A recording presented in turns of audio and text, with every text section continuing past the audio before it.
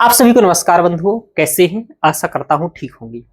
आज हम ऐसे मुद्दे की बात करने वाले हैं जो लगभग सभी विद्यार्थियों से संबंधित मुद्दा है और वस्तुतः जब हम अध्ययन कर रहे हैं और ऐसे आंकड़े सामने आ जाते हैं जो खासकर लोगों की जान लेने से संबंधित आंकड़े हों, आत्महत्या से संबंधित आंकड़े हों, तो लगता है कि क्या हम लोग गलत दिशा में हैं? ऐसा हम क्यों कर रहे हैं? मैं आपको बताऊँ, मैं अभी यूपीएससी के लिए करंट अफेयर्स पढ़ रहा था और वहाँ बेरोज़गारी से संबंधित मुद्दे पढ़ रहा था। टॉपिक लगा हुआ है यहाँ पर बेरोज़गारी से संबंधित मुद्दों का। तो आंकड़े देख रहा था और बेरोज़गारी के कारण या बच्चे खासकर जो रोज़गार के लिए तलाश कर रहे हैं, वह बच्चे कितने लोग आत्महत्या कर रहे हैं, ये मैं देख रहा था। यानी कि आपको मैं अभी आंकड़ा दिखाने वाला हूँ, ये सरकारी आंकड़ा है, मेरा अपना आंकड़ा नहीं है और गृह मंत्रालय के तहत है, भारत सरकार गृह मंत्रालय के तहत एनसीईआरबी है। इसके तहत पिछले 10 वर्ष में यानी 2013 से लेकर 2023 तक मैं अच्छे से आंकड़ा बोल रहा हूँ क्योंकि मुझे पता है, गलत आंकड़ा नहीं बोलूंगा मैं। 1,17,000 स्टूडेंट ने हत्या की, वो भी आत्महत्या। यदि प्रत्येक वर्ष का आंकड़ा मैं दिखाऊं तो 2023 का आंकड़ा देखो तो 13,892 और 2021 का आंकड़ा देखें तो 1,64,000, यानी कि 1,64,000, यानी कि 2021 के रिपोर्ट में 1,64,000 लोगों ने आत्महत्या की थी। ये डाटा 2020 की तुलना में 60.2% था, यानी ये ज्यादा डाटा था, इसलिए 1,64,000 दिख रहा है। यानी इतने लोग कर रहे हैं, यानी कि आप समझो बहुत गंभीर स्थिति है। तो मैं यहाँ इस वीडियो में सबसे पहले माता पिता जो है हमारे सभी के, उनको ही कुछ निवेदन करने आया हूं कि ऐसे कारण हैं कि जिस कारण आप बच्चों को प्रेम करते हो, अपने बच्चों को पढ़ाते हो और वह बच्चे आत्महत्या कर लेते हैं, तो इसमें कारण कई लोग हैं और उन कारण को भी जानने की प्रयास करेंगे, कैसे क्या कारण है, उनका समाधान भी देखेंगे कि आप माता पिता हैं तो अपने बच्चों को क्या समाधान करें। तो माता पिता आप कम से कम आत्महत्या के कारण ना बने। समाज आपका कैसे आपके बच्चों को आत्महत्या की ओर प्रेरित करता है, समाज के साथ ही सरकार कैसे आपके बच्चों को आत्महत्या की ओर प्रेरित करती है और कैसे कोचिंग संस्थान भी आत्महत्या के लिए प्रेरित करते हैं, इन सभी पर हम यहाँ थोड़ी थोड़ी बात करेंगे। बहुत ही छोटा 5, 7, 10 मिनट का वीडियो होगा, तो इतनी ही बात करेंगे, जल्दी जल्दी चीजों को समझने का प्रयास करेंगे। तो माता पिता ये समझें कि आपको यदि विद्यार्थी की एजुकेशन करानी है, शिक्षा कराना है, तो उसमें भी आपको कुछ आपके कर्तव्य हैं जो आपको ध्यान रखने होंगे, क्योंकि यदि नहीं रखेंगे तो ये हाल मैं चाहता हूं किसी के बच्चे के साथ ना हो, जो 1 लाखों की संख्या में हो रहा है। बच्चे क्या कर रहे हैं, आप यहाँ अखबार की भी कटिंग देख सकते हैं। नौकरी नहीं लगने पर परेशान युवती ने फांसी लगा कर की आत्महत्या, प्रतियोगी छात्र ने फांसी लगा करके दी जान, यानी कि प्रतियोगी छात्र ने कमरे में फांसी लगाई। ये सब कम से कम बच्चे ना करें। इसके पीछे कोई एक कारण नहीं है, वो विद्यार्थी अकेला कारण नहीं है, उसके माता पिता अकेला कारण नहीं है, समाज अकेला कारण नहीं है, सरकार अकेला कारण नहीं है। 7, 8 कारण है, उन कारणों को समझना पड़ेगा और उन चीजों को माता पिता को, आज आप लोग भी देख रहे होंगे, मेरी एज के होंगे, 25, 26, 30 साल के होंगे, आप भी माता पिता हैं, माता पिता बनने वाले हैं 2, 4 साल में, आपका भी छोटा बच्चा हो जाएगा, आपके भी कुछ कर्तव्य होंगे। उन बातों को समझना बहुत ज्यादा जरूरी है और आपको एक जो बच्चों के प्रति कर्तव्य है उनको समझना चाहिए कि आप कैसे बच्चों के साथ ट्रीट करें और क्या माता पिता गलतियां ना करें, कम से कम ये बात समझ लें, जिससे कि आपके कारण कम से कम आपके बच्चे की आत्महत्या या ऐसा कदम ना उठाए और आप उसको सपोर्ट करें, क्योंकि अंततः आपका ही बच्चा है। ध्यान रखिए। चलिए अब हम लोग देखते हैं आंकड़े, हम लोगों ने देख ही लिए कि 1,17,000 स्टूडेंट ने की और ऐसे हर साल कभी 15,000, कभी 16,000, कभी 20,000। मैं नहीं, ये सरकारी संस्था राष्ट्रीय अपराध रिकॉर्ड ब्यूरो, इसे एनसीआरबी कहा जाता है, नेशनल क्राइम रिकॉर्ड ब्यूरो, ये संस्था आंकड़े जारी करती रहती है समय पर, तो आप स्वयं भी इस संस्था के आंकड़ों को देख सकते हैं। ठीक है, ये वाली बात है। और आगे चलते हैं अब अब हम बात करते हैं थोड़ी सी कारणों की कि क्या कारण है, और फिर हम कारणों के बाद लास्ट में ये भी समझेंगे कि सरकारी सहायता क्या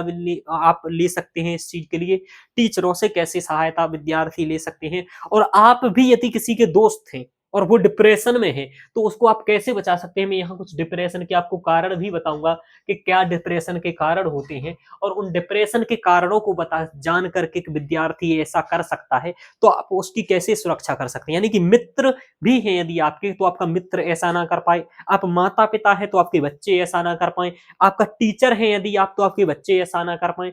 मेरा कर्तव्य है, मैं एक छोटा सा शिक्षक हूँ, 8-9 हजार विद्यार्थी कम से कम मुझसे जुड़े हुए हैं, तो मैं चाहता हूं कम से कम इतने विद्यार्थी भी समझदार रहेंगे तो यही 7-8-10 हजार विद्यार्थी भी आगे लोगों को चीजें समझाएंगे, आगे बढ़ाएंगे तो लोग भी समझेंगे। चलिए, सबसे बड़ा कारण, कई सारे कारण हैं, इसमें सबसे बड़ा एक कारण तो यह भी है, मानसिक दबाव, मेंटल प्रेशर बच्चों पर आता है। अब ये मेंटल प्रेशर किस तरह का मेंटल प्रेशर होता है इसको समझने की जरूरत है। मानसिक दबाव आता है, मानसिक दबाव क्यों आता है? एक तो सामान्य तैयारी करने वाले विद्यार्थी होते हैं, देखिए लगातार असफलता का डर, ये एक विद्यार्थी जब तैयारी करते हैं तो ये आपको असफलता का डर हमेशा लगा रहता है, या और अच्छा प्रदर्शन ना कर पाने का डर। आपने पेपर दिया, अच्छे नंबर नहीं आए, एक बार नहीं आए, दो बार नहीं आए, आपको लगने लगेगा, सेल्फ डाउट आता है बच्चों को कि मैं यार कुछ नहीं कर पा रहा हूँ जीवन में, मेरी औकात ही नहीं है, इस प्रकार के ख्याल आते हैं। आपको बताऊं, मैं भी बहुत सफल व्यक्ति नहीं हूं, मैं 2018 से तैयारी में हूँ और रेगुलर अभी तक तैयारी में हूँ, 7-8 6-7 साल हो गया है। कई पेपर मैंने निकाले हैं, पास भी किए हैं, लेकिन कई पेपर मैंने अभी नहीं निकाले हैं, और हालांकि मैंने कम ही पेपर हैं जो नहीं निकाले हैं, क्योंकि मैं ज्यादा पेपर देता भी नहीं हूँ, जो तैयारी होती वही देता हूँ, तो कुछ कुछ निकले हैं, मेरे भी कुछ नहीं निकले हैं। अब यहाँ असफलता का डर विद्यार्थी को, कालिदास जैसा कवि भी असफलता से डर रहा है कि मंदः कवि यशः प्रार्थी, कि मैं मंद हूं, मैं ज्यादा नहीं जानता हूं, मंदः कवि या कवि यशः प्रार्थी, और कवि का यश चाहता हूं, नौकरी चाहता हूं। कालिदास के समय में तो नौकरी उनके लिए क्या था? अच्छा कवि बनना। तो मंदः कवि यशः प्रार्थी गमिष्यामि उपहास्यताम्, मैं उपहास्यता को प्राप्त हो जाऊंगा यदि मैं रघुवंश नहीं लिख पाया। कहते हैं कि यदि मैं रघुवंश नहीं लिख पाया क्योंकि मैं मूर्ख हूं, मैं इतना ज्यादा जानता नहीं हूं, तो लोग हंसेंगे, समाज हंसेगा, ये दूसरा कारण है। इस कारण विद्यार्थी पर मानसिक प्रेशर आता है। तो असफलता का डर, तो आप अपने बच्चे को सफलता का मतलब ये कभी ना सिखाएं यदि पेरेंट्स हैं कि पेपर पास करना ही क्या है, सफलता है। ये मेरे साथ भी हुआ, मैं इतने दिन से पढ़ रहा था, काफी अच्छे से मेहनत कर रहा था, मेरा कोई एग्जाम जब नहीं निकले थे, और खासकर मेरे जितने भी एग्जाम निकले हैं पिछले 1-1.5 साल में ही निकले हैं, तो अब असफलता हो गया। असफल होने पर आप पेपर एक निकालना ही केवल सफलता मत समझिए। दूसरा, आप भी केवल इसलिए मत पढ़िए कि केवल पेपर निकालने के उद्देश्य से अध्ययन कर रहे हैं। यदि पेपर निकालने के उद्देश्य से आपका बच्चा या आप स्वयं अध्ययन कर रहे हैं तो मत करिए, क्योंकि अभी मैं आपको बता दूंगा, आगे बताऊंगा ये बात कि 9 यही बता देता हूं, चाहे ध्यान रखिएगा ये बात, क्योंकि 1% लोग ही मात्र पेपर में सफल होते हैं, और एक तो मैंने बहुत कह दिया, ठीक है, 1% भी नहीं, यानी कि 0.10%, इससे भी कम लोग सफल होते हैं। इसके लिए आंकड़े दे देंगे तो आप ज्यादा समझ जाएंगे। और 99% को फेल ही होना है, असफल ही होना है। आप असफल होने के लिए पढ़ रहे हो, 90% स्टूडेंट आपके, यानी आपका बच्चा, ये चांस है कि 99% फेल होगा, परीक्षा में पास नहीं होगा। क्यों? क्योंकि एजुकेशन भी जुआ की तरह है। कैसे बताता हूं, यूपीएससी में लगभग मैं सामान्य आंकड़ा ले रहा हूं, 10 लाख प्लस बच्चे ही एग्जाम देते हैं हर बार, 10 लाख प्लस बच्चे प्रीलिम्स देते हैं। समझ में आ रहा? इनमें से मात्र अंतिम सिलेक्शन 1000 विद्यार्थियों का होता है। अब आप 10 लाख का 1000% लगा लीजिए, आपको पता चल जाएगा कि 1% भी नहीं है। इतना बड़ी बात छोड़ो, आप कहेंगे 10 लाख सब सीरियस थोड़ी ना होते हैं सर जी, नहीं भी होते हैं, ये बात भी सही है। 1 लाख विद्यार्थी 10 लाख में से सीरियस होता है जो भयंकर मेहनत करता है। 10-10, 12-12 घंटे पढ़ते हैं। ऐसे 1 लाख विद्यार्थी होते हैं। ये सच्चाई है यूपीएससी जैसे एग्जाम में। और किसी भी एग्जाम में यही हाल है सबका। एसएससी इतना ही दे रहे हैं, नीट इतना ही दे रहे हैं, और जो भी एसएससी, नीट, टीजीटी बड़ी तैयारी या कोई भी तैयारी कर रहे हैं, वो यही हाल है, यही आंकड़े हैं। किसी के भी आप आंकड़े देख लीजिए, 6 लाख, 7 लाख, 8 लाख, 10 लाख, 12 लाख, ये सब। अब 1 लाख मान लीजिए सीरियस है, फिर भी 1000 का सिलेक्शन है, तो 1 लाख का भी आप 1000 निकाल के देख लीजिए कितना परसेंट है, आपको पता चल जाएगा। समझ में आ रहा? तो यानी कि यदि आपका बच्चा पढ़ रहा है तो आप ये मान के चलिए माता पिता है कि 99% आपके बच्चे को फेल होना है या असफल ही होना है। तो आप ये कहेंगे भाई तू पढ़ रहा था क्या किया, पैसे बर्बाद कर दिए? अरे आप खुद मूर्ख हो माता पिता, आप क्यों पढ़ा रहे थे? आपको जब ये बात समझनी चाहिए कि 99% लोग फेल ही होने हैं मेरे भाई। ये मैं विनम्रता पूर्वक आग्रह कर रहा हूं, आप लोग भी माता पिता बनेंगे तो ध्यान रखिएगा, 99% फेल होना है आपके बच्चे को, 1% पास होना है।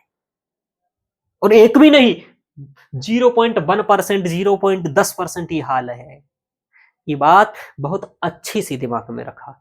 तो अब क्या करेंगे? ऐसा क्या पढ़ाए ना, क्या एग्जाम की तैयारी ना कराए?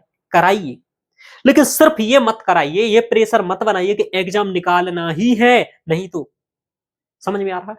आप कहो बच्चा निकल जाएगा तो निकल जाएगा, कोई दिक्कत नहीं है। तुम केवल इसलिए पढ़ रहे हो कि ज्ञान हो जाए, तुम सिर्फ इसलिए पढ़ रहे हो कि ज्ञान हो जाए और थोड़ी समझदारी आ जाए। बाकी यूपीएससी नहीं होगा तो 13 काम कर लोगे मेरे भाई। ऐसा आपको मतलब निरंतर आपके बच्चे के साथ आपको इमोशनली जुड़ा रहना है। ये वाली बात है। हम फिर से थोड़ी सी बात कर लेते हैं, यहाँ आपको उपाय भी बताते जाऊंगा कि आपको अत्यधिक प्रतियोगिता के कारण आत्मविश्वास टूटना, यानी अत्यधिक कंपटीशन बढ़ रहा है, प्रतियोगिता मतलब कंपटीशन बढ़ रहा है। कंपटीशन यही कह रहा था कि 10 लाख बच्चे डाल रहे हैं, 1000 का सिलेक्शन हो रहा है। समझ में आ रहा है? तो इसके कारण क्या होता है, निराशा आती है बच्चे को, लगता है धिक्कार है यार, एक पेपर नहीं निकल रहा है ना, तनाव आता है, डिप्रेशन में जाता है। अब साथ आता है, आप लोगों को अभी डिप्रेशन ही पता नहीं होगा कुछ लोगों को क्या होता है, आज इसमें आपको वो भी पता चल जाएगा। मानसिक रोगों का बढ़ना हो जाता है, यह हाल होता है। इतनी सारी किताबें रखी, पता ही नहीं चल रहा है। डिप्रेशन का मतलब केवल सोच रहे हैं, बीमार भी है, केवल सोचने में ही घंटों निकल जा रहे हैं, खाने में मन नहीं लग रहा है, घर जाने में मन नहीं लग रहा है, त्योहार मनाने में मन नहीं लग रहा है, कपड़े लेने में मन नहीं लग रहा है, शांत मुंह लटकाए हुए बैठे हैं। ये हाल है डिप्रेशन के। और भी कारण है, बताऊंगा अभी। मदद लेने में झिझक या असर, मानसिक स्वास्थ्य को लेकर के समाज में जागरूकता की कमी है। यदि आप कहोगे कि मैं डिप्रेशन में हूं तो लोग मजाक हो जाते हैं, अरे यार क्या पगला रहा है, क्या बात कर रहा है। यानी कि मानसिक बीमारी बीमारी ही नहीं है हमारे समाज के लिए। तो समझो मेरे भाई, जैसे शारीरिक बीमारी होती है ना, उससे खतरनाक मानसिक बीमारी होती है। ये बात आप लोगों को समझना पड़ेगी। तनाव, डिप्रेशन पूरे सिस्टम को हिला देता है। तो ये मानसिक बीमारी, यानी कि सलाह नहीं लेते, बोले कि इसके लिए क्या डॉक्टर की जरूरत है भाई? तो जरूरत है मेरे भाई, है ना? आप लोग ये बात ध्यान रखिएगा। दूसरा, अब क्या होता है, सबसे बड़ी बात, जो बड़ी तैयारी करते हैं, जैसे विदेशों में पढ़ने जाते हैं या फिर यूपीएससी जैसे बड़े एग्जाम की तैयारी करते हैं, तो ये लोग सब, कई लोग एजुकेशन लोन लेते हैं और एजुकेशन लोन लेने के बाद कोचिंग आदि करते हैं, विदेशों में पढ़ने जाते हैं। इसके कारण क्या होता है, इसके कारण एक प्रेशर आता है, क्रिएट होता है, और यह भी एक समस्या है। शिक्षा व्यवस्था का दबाव रहता है, एकेडमिक प्रेशर भी रहता है। जो छोटे बच्चे आत्महत्या करते हैं उन पर यह सबसे ज्यादा होता है, या फिर जो बड़ी एग्जाम की किसी ढंग के कॉलेजों में पढ़ते हैं, जो सामान्य बैकग्राउंड के होते हैं, तो अंक आधारित मूल्यांकन होता है, तो इसके कारण भी कुछ छोटे बच्चे आत्महत्या कर लेते हैं, जो ज्यादा समझदार नहीं है, किशोर अवस्था में 12 से 18 के बीच।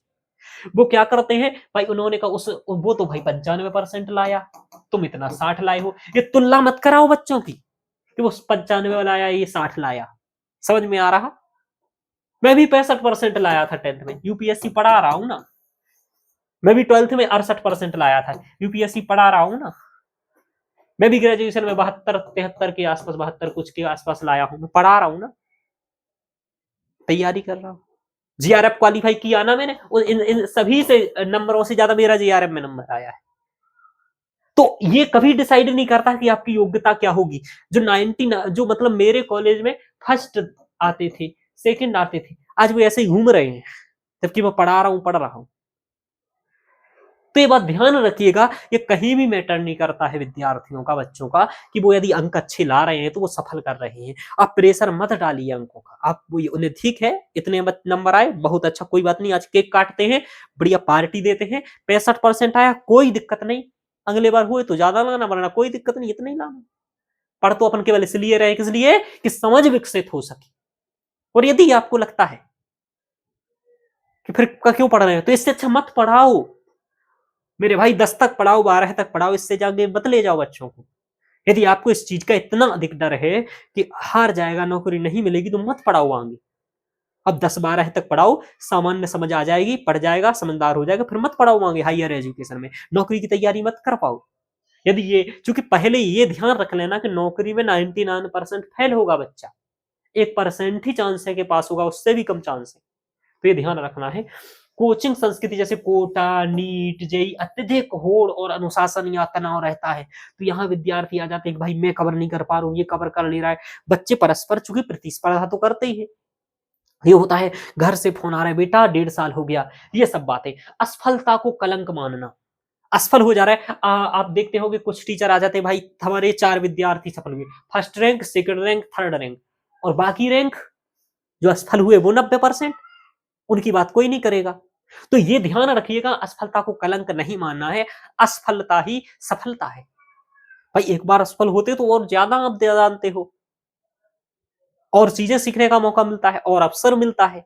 यदि आज मैं यूपीएससी के बारे में इतना जानता हूं, इतनी चीजें जानता हूं, उसका कारण ये कि मैंने अभी तक क्वालिफाई नहीं किया, इतने दिन से पढ़ा रहा हूं। तो ये हाल है। तो नींद की कमी, अब नींद नहीं ले रहे हैं बच्चे, लगे हैं, मतलब 15 घंटे पढ़ रहे हैं, 16 घंटे, मत पढ़ो भाई, 8 घंटे पढ़ो, ठीक से पढ़ो।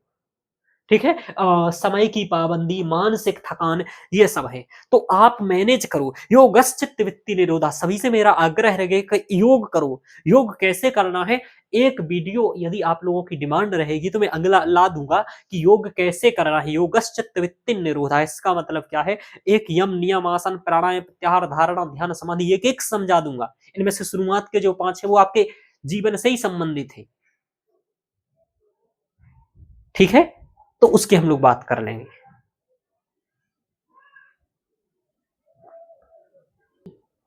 विद्यार्थी नमस्कार, ये लाइट चली गई थी इसलिए थोड़ा सा रुक गया था, और इसी के आगे हम लोग बढ़ाते हैं। मुझे ये भी पता नहीं चला, काफी समय भी हो गया था।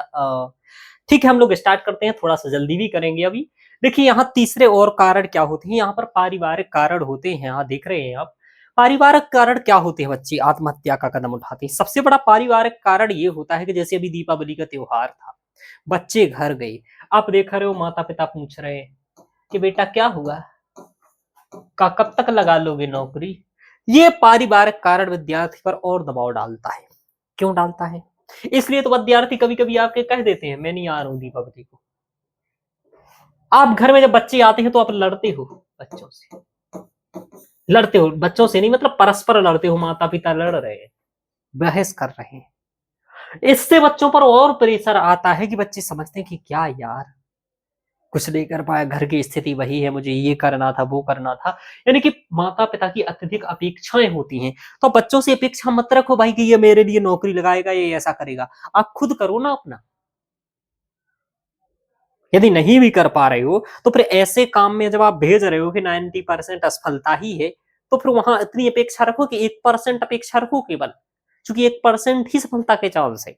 तो ये अपेक्षाएं बच्चे को, और बच्चे पर भी मानसिक प्रेशर आता है। बातें करते हो भाई कब तक कब तक कब तक, समझ में आ रहा। जैसे मैंने ही जब तैयारी आरंभ की थी तो मैंने 2 साल के लिए मात्र सेविंग या पैसे का कहा था कि घर में 2 साल में मेरा हो जाएगा। 2 साल में मेरा नहीं हुआ। फिर फिर कहाँ से आएगा, हालांकि उसके बाद फिर मैंने तो कमाना स्टार्ट कर दिया, लेकिन जो नहीं कमा पाएंगे विद्यार्थी वो क्या करेंगे। मैं तो बहुत ऐसा हूं कि मुझे तो आप कुछ भी कर दीजिए, हार को भी हार मानना पड़ता है। मैं ऐसा आदमी हो गया हूँ। लेकिन ऐसे बच्चे कुछ लोग नहीं हो पाते इस तरीके से, वो ये कदम उठाते हैं। तो समझ और संवाद की कमी, यानी कि परस्पर आप बच्चों की भावनाओं को साझा नहीं करते हैं, बातें नहीं करते। बेटा कहाँ तक पढ़े हो, मेरे घर वालों ने आज तक नहीं पूछा कि क्या पढ़ रहे हो, कहाँ तक पढ़े हो।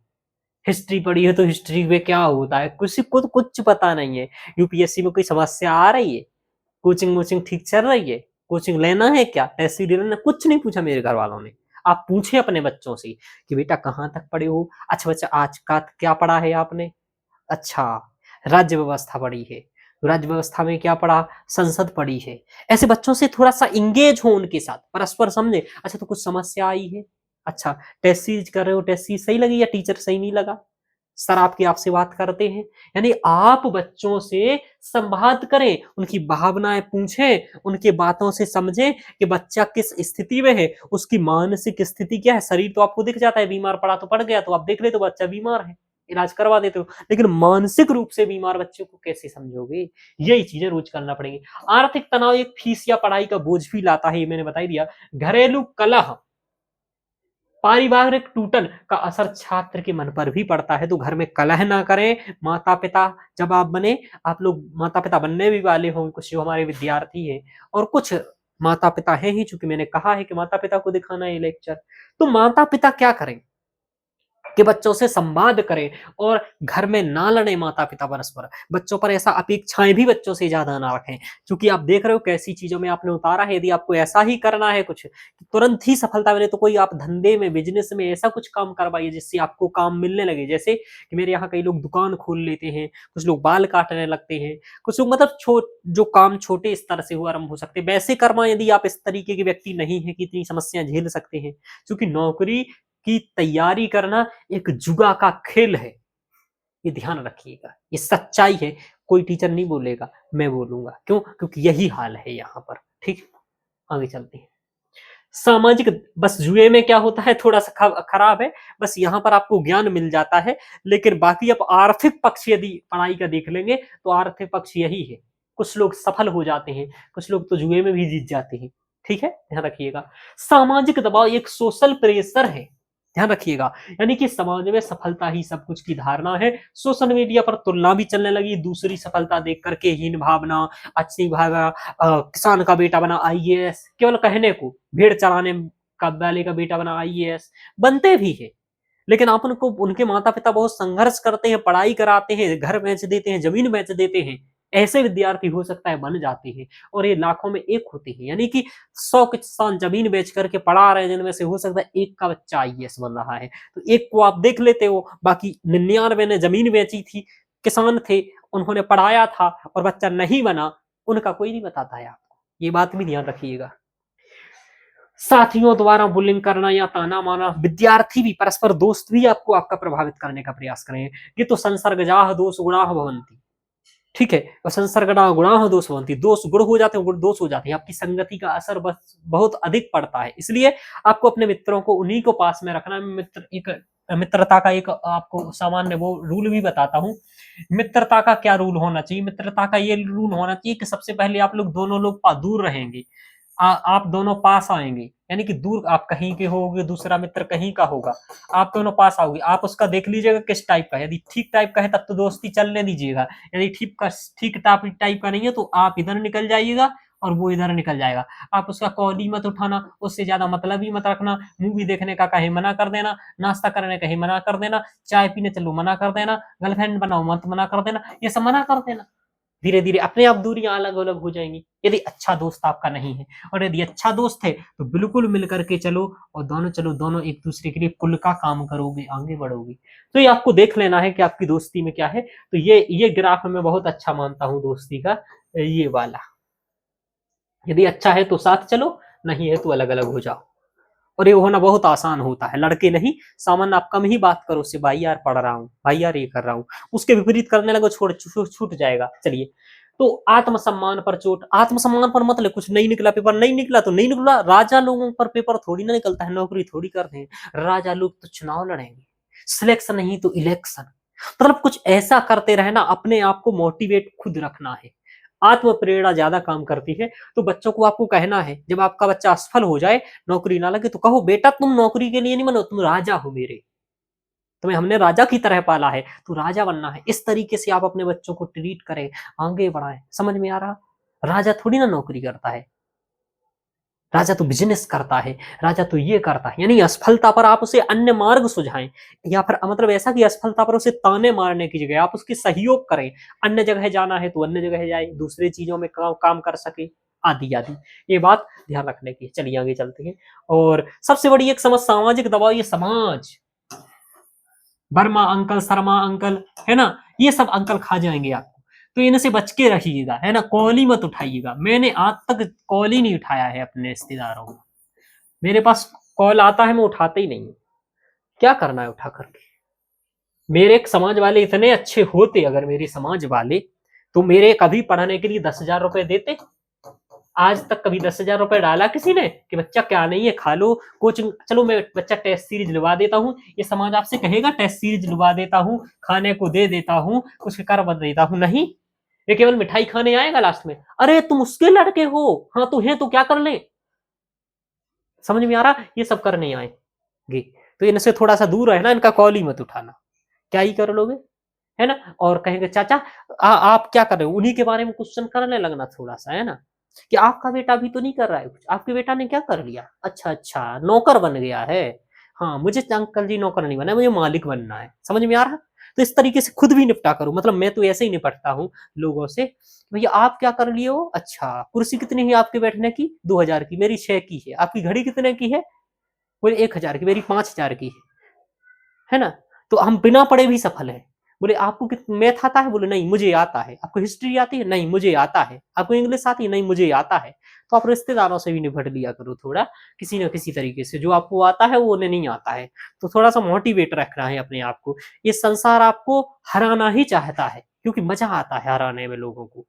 तो आप हारे नहीं, ये आपकी खुद की जिम्मेदारी है मेरे भाई, ठीक है। चलिए, सामाजिक दबाव, तो ये समाज से तो कुछ डरना ही नहीं है। क्या कर लेगा ये कभी काम नहीं आने वाला।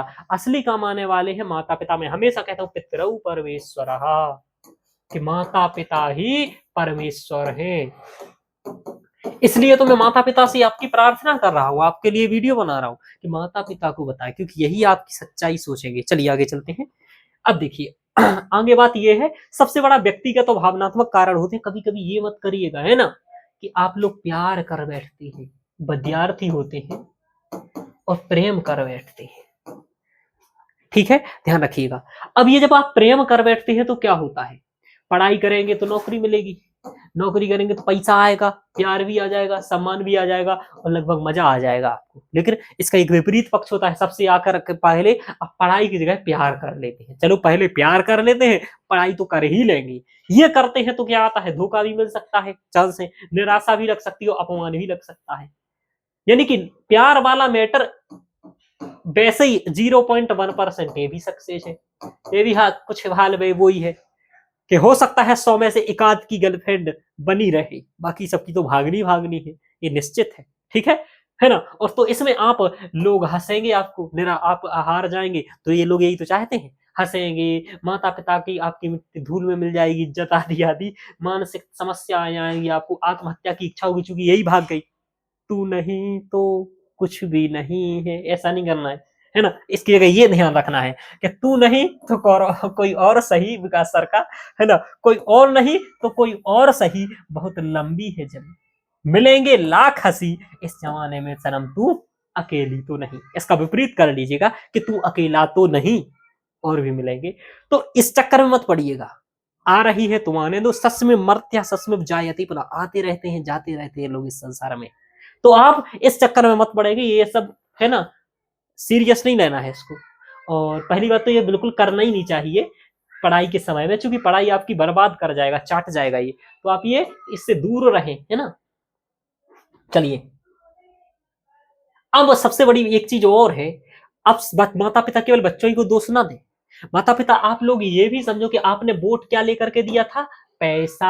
आपने वोट क्या लेकर के दिए थे माता पिता ने, जाति। यदि आप पैसा लेकर के सरकार को वोट दे रहे हो, जाति देख करके दे रहे हो, राम मंदिर को देख करके दे रहे हो, धर्म को देख करके दे रहे हो, तो आपके पेपर लीक होंगे, क्योंकि वो इसके आधार पर, पेपर एजुकेशन के आधार पर तो बन नहीं रहे।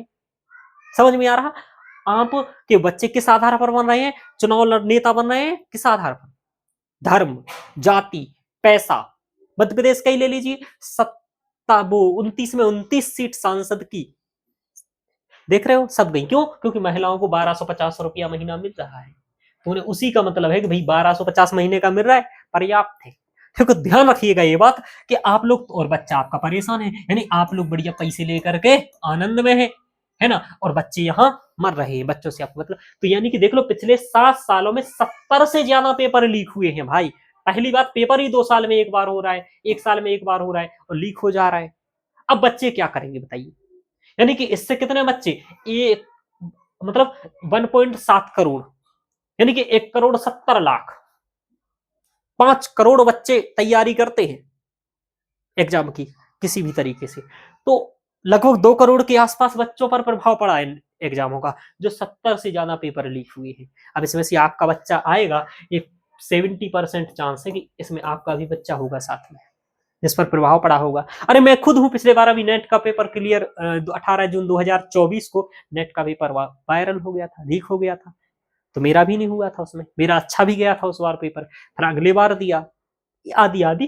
तो देख रहे हो इस तरीके से काम होता है। तो पेपर लीक, सरकार को आपने भ्रष्ट चुना है, तो आपके बच्चे की जो संभावना थी कि इतना में वो सक्सेस हो भी जाएगा, वो भी और कम हो गई। तो ये भी समझना है कि केवल बच्चे की गलती नहीं है, बच्चा 5 साल लगा रहा है यदि, तो उसमें सरकार भी एक कारण है, ध्यान रखिएगा। क्योंकि पेपर लीक होते जा रहे हैं, बच्चा क्या कर ले, 5 साल में एक ही बार या 2 बार पेपर देने को मिल रहा है, ध्यान रखिएगा ये बात। और उस पर कंपटीशन, उस पर 90% फेल ही होना है, 1% क्या 0.1% पास होना है, तो ये भी ध्यान रखिएगा।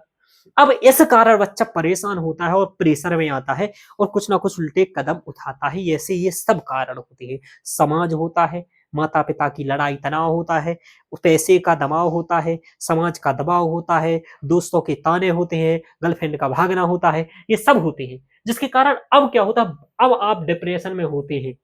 तो डिप्रेशन की स्थिति क्या होती है, बुरा महसूस, यानी कि पिछली गलतियों से बाहर नहीं निकल पाती, यार मैंने पिछले पेपर में ठीक से पढ़ लिया होता, यार मैंने ऐसा कर दिया, यानी आप सोचते रहेंगे, यानी चीजों को भूल भी जाएंगे कभी कभी, कि ऐसा भूलने लगे, ये भूल गए वो भूल गए, खुद को ना समझदार महसूस करेंगे, यार मैं समझदार नहीं हूं, वो गलती कर दिया था, वो ना करा था तो ऐसा हो जाता, ऐसा हो जाता। झूठी मुस्कान बिखेरते रहते, कोई आया तो झूठे मुस्कुरा जाएंगे, फिर अंदर सोचने लगे हैं कुछ चल रहा है, आप टीवी देख रहे हैं लेकिन दिमाग कहीं और चल रहा है। अब साथ के साथ जीना, खुद को अस्वस्थ बनाना कि भाई मेरे बस की नहीं है, मैं ऐसा नहीं कर सकता, ऐसे काफी उम्मीद को खो देना, किसी भी काम में खुशी नहीं मिलती है, आपको कपड़े पहनने का मन नहीं कर रहा है, दीपावली मनाने का मन नहीं कर रहा है, घर में जाने का मन नहीं कर रहा है, दोस्तों के साथ घूमने का मन नहीं कर रहा है, घर में पड़े रहने और सोने का मन कर रहा है ना, कुछ भी खा ले रहे हैं उल्टा सीधा, है ना, ये सब है अवसाद के कारण। ऐसे यदि बच्चे की स्थिति है तो वो मानसिक रूप से पगला गया है, आपका बच्चा डिप्रेशन में चला गया है। अब आपको निकालने की जरूरत है धीरे धीरे। इन सभी की मदद करने में है योगश चित्तवृत्ति निरोधा। इन सब में आपको योग बचाएगा मानसिक रूप से। पतंजलि ने 3 ग्रंथों की रचना की, वाक शुद्धि के लिए, वाणी शुद्धि के लिए व्याकरण की, ठीक है, शरीर शुद्धि के लिए चरक संहिता की, और मानसिक शुद्धि के लिए योग सूत्र की। तो योग सूत्र का जो योग दर्शन है, यम नियम आसन प्राणायाम प्रत्याहार आदि, तो ये सब क्या है, ये आपके मानसिक स्वास्थ्य के लिए है। तो शारीरिक स्वास्थ्य तो दिख जाता है तो आप चरक संहिता मेडिकल आदि पर चले जाते हैं। आप कहेंगे चरक संहिता क्या उनका है, तो चरक संहिता एक व्यक्ति का ग्रंथ नहीं है चरक अकेले का, उनसे पहले पतंजलि ने काम किया, बाद में चरक ने आकर के संग्रह किया। अब आप कभी अब ऐसे विद्यार्थियों के साथ मित्र हैं, माता पिता हैं, तो आपको ये बात ध्यान रखना, ऐसे विद्यार्थियों को आप कभी अकेला ना छोड़ें। यदि आपको ऐसे लक्षण प्रतीत हो रहे हैं कि वो ऐसे काम कर रहा है कि भूल रहा है, कहीं जा नहीं रहा है, खा नहीं रहा है, कुछ नहीं कर रहा है, तो उसे आप कभी अकेला ना छोड़ें, ध्यान रखिएगा। बातचीत करें और अपनापन जताएं कि भाई तुझे कोई दिक्कत नहीं है, क्या हो गया, भाग गई है, 2 कल आ जाएंगी। समझ में आ रहा? क्रिएटिव हॉबी को शुरू करें, उसको अच्छा अच्छी योग कराएं, उसको थोड़ा सा घुमाएं, उसको थोड़ा सा एंजॉय कराएं, उसको थोड़े से 20 रास्ते बताएं कि बहुत कुछ है, बाबा बनेंगे, रामा रामा रटते रटते, ये ऐसे लोगों की उमरिया बीत जाती है। तो ये सब करने की क्या जरूरत है? अच्छे अच्छे अनपढ़ लोग कथा कर रहे हैं, तुम तो उनसे योग्य हो, पढ़े लिखे हो, कुछ भी कर सकते हो भाई, है ना। बिना पढ़ा व्यक्ति खेती कर रहा है, कंपनी में काम कर रहा है, तो आपको ये सब करने की क्या जरूरत है? अंदर उसके पॉजिटिविटी लाए, माइंडफुलनेस मेडिटेशन करवाएं उसे, अच्छे माइंड, अच्छा मेडिटेशन करवाएं, अच्छी चीजों को सोचें, अच्छी चीजें सुनवाएं, अच्छे लोगों से मिलवाएं, आचार प्रशांत जैसे लोगों को सुनवाएं, ओशो जैसों को सुनवाएं, ओशो जैसों की किताबों को पढ़वाएं ऐसे व्यक्ति को, तो थोड़ा आचार्य प्रशांत जी के वीडियो वगैरह सुनवाएं, वो थोड़ा सा ठीक प्रेरित कर रहे हैं इस समय में, तो ये करें। परिवार का सपोर्ट बहुत ज्यादा जरूरी है, माता पिता आप लोगों ने के साथ रहें, माता पिता पूछें, बच्चों को सांत्वना दें, ये सब काम करना है। इसके अलावा भी आप कुछ करना है तो आप मानसिक स्वास्थ्य पर खुली बातचीत कर सकते हैं, और आप डॉक्टर से भी इसके लिए सहायता ले सकते हैं। यदि आपको लगता है कि आपका बच्चा डिप्रेशन में है तो आप स्वास्थ्य के लिए डॉक्टर से भी सलाह ले सकते हैं। स्कूल कॉलेजों में मनोवैज्ञानिक सहायता केंद्र होते हैं, उनसे भी सहायता ले सकते हैं। नहीं है तो कई सारे मनोवैज्ञानिक डॉक्टर हैं, उनसे सहायता ले सकते हैं। आप परिवार से ले सकते हैं और शिक्षक का सहयोग ले सकते हैं, क्योंकि शिक्षक आपकी सबसे अच्छे तरीके से बात समझेगा। तो शिक्षक से बात कर लीजिए, ना कि आलोचनात्मक, यानी कि शिक्षक से बात कर लीजिए। आप मुझे कॉल कर लीजिए, दिक्कत है तो, है ना, मेरा नंबर दिया ही रहता है। बोले सर कोई समस्या है, मुझे कुछ डिस्कशन करना है 10-5 मिनट, मैसेज कर दीजिए, मैं फ्री होकर के आपसे बात कर लूंगा। तो इस तरीके से माता पिता और बच्चों को यह सिखाना कि असफलता अंत नहीं है, असफलता आरंभ है। क्या है? असफलता आरंभ है। असफल होते हैं, कुछ चीज नहीं आती कि भाई इस कारण असफल हुए, तो नया आरंभ करते हैं। तो असफलता अंत नहीं, असफलता आरंभ है। ठीक है। हेल्पलाइन नंबर भी है यहाँ पर कुछ, ये सरकार के, आप इस पर भी कॉल करके इस प्रकार की आप अपनी बात बता सकते हैं डिप्रेशन से संबंधित। तो इन पर नंबर ले लगा करके भी आप सहायता ले सकते हैं, ध्यान रखिएगा। तो ये सब बातें हैं। अब अंततः इसके बाद सबसे बड़ी बात क्या है कि माता पिता ही सबके, इस संसार में माता पिता ही परमेश्वर है, पितरौ परमेश्वर। हमें कहता हूं सदैव कि माता और पिता, आप लोगों की भी यही एज होगी, कुछ लोगों की ज्यादा एज होगी, माता पिता जो है हम, आप अपने बच्चों को जैसे छोटे में प्रेम करते हैं, एक एक चीज का ध्यान रखते हैं, वैसे ही उनको बड़े में भी ध्यान रखें। यदि वो 20-22 साल या 25-30 साल का हो गया है तो वो बहुत समझदार नहीं हो गया है, दुनिया देख ली ली है उसने, ध्यान रखिएगा। उसको भी मानसिक जरूरत है, उसके ऊपर आपकी छतरी अभी भी आवश्यक है। तो उसकी बातों को समझें, उसकी पढ़ाई में इन्वॉल्व रहें, भावनात्मक बातें शेयर करें। यदि माता पिता, क्योंकि माता पिता ही एक ऐसे हैं जो बच्चों का सुख सोच सकते हैं, सही सोच सकते हैं और सही उनकी बातों को समझ सकते हैं, तो सब कुछ कराएं। यदि आप बच्चों से जुड़े रहेंगे तो आपके बच्चे ऐसे कदम नहीं उठाएंगे। और मैं कहता हूं यदि इस वीडियो को सुनने के बाद यदि 10 बच्चे भी, 10 लोग भी समझ जाते हैं तो भी बहुत कुछ है। और मेरा यही कर्तव्य था कि ये बात आप तक पहुंचे, क्योंकि मैं अध्ययन कर रहा था यूपीएससी का। तो ये नहीं है कि केवल हम अध्ययन करके छोड़ दें कि भाई इतने आंकड़े आना है, ठीक है मरने दो, है ना। 1.5 करोड़ तो है जनसंख्या, 150 करोड़ जनसंख्या है, सॉरी, क्या दिक्कत होने वाला है। तो ऐसा नहीं है, मेरा कर्तव्य है कि जो मेरे विद्यार्थी हैं मैं उनको बचाऊं और उन्हें को याद दिलाऊं कि यदि कभी जरूरत लगती है तो आप मुझसे भी संपर्क कर सकते हैं। और ऐसे कदम आपको कभी नहीं उठाने हैं, और इन कारणों से नहीं उठाना है। मैं माता पिता को भी यही समझाना चाह रहा था, आप सभी मित्रों को भी यही समझाना चाह रहा था। तो आज मैं यही बात करने आया था आपसे। तो आज के लेक्चर में इतना ही। आप सभी से मेरा आग्रह है कि इस वीडियो को स्टेटस पर जरूर लगाएं और सब तक जरूर पहुंचाएं, और खासकर अपने माता पिता को ये वीडियो जरूर दिखाएं, क्योंकि उन्हीं के लिए ये वीडियो मैंने बनाई है, और खासकर आप सभी के लिए भी बनाई है, क्योंकि आप भी आगे माता पिता बनने वाले हैं। तो ओके मित्रों, धन्यवाद।